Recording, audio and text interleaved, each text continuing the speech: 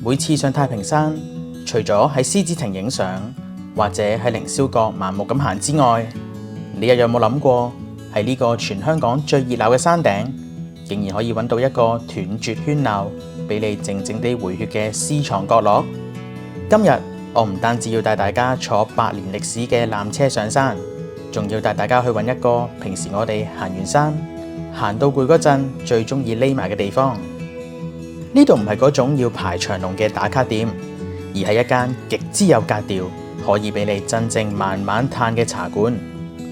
避開出邊嘅人潮，無論你係跟住纜車入站嘅節奏，定係由正門行落去，穿過熱鬧嘅商場，行多幾步，你會發現入邊藏住另一個世界。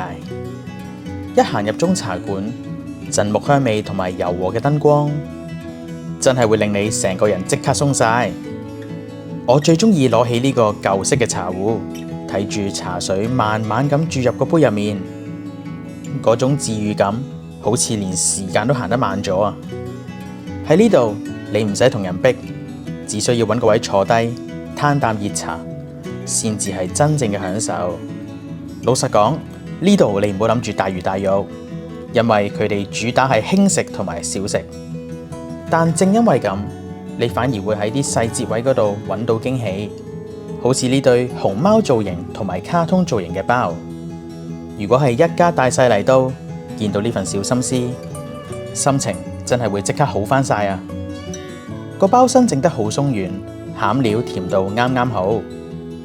如果你係同一班朋友嚟，一人一個分享呢份簡單嘅趣味，成個氛圍都會變得好 chill 啊！講到點心，呢度嘅出品食得出真係落咗心思，最緊要係味道夠晒地道啊！手工蝦餃入邊隻蝦真係夠晒爽口彈牙，而呢籠燒賣加咗鮑魚之後，質感直情升晒 grade 啊！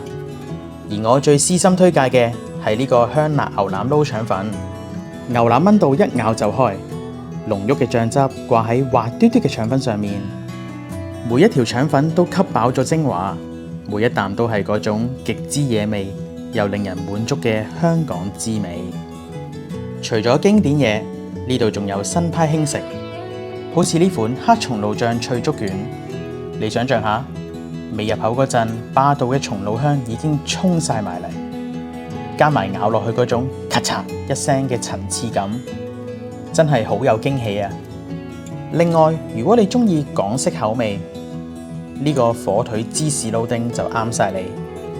芝士嘅鹹香完全滲晒入公仔麵入邊，簡單得嚟好邪惡，正正係嗰種平時口痕想食到嘅味道啊！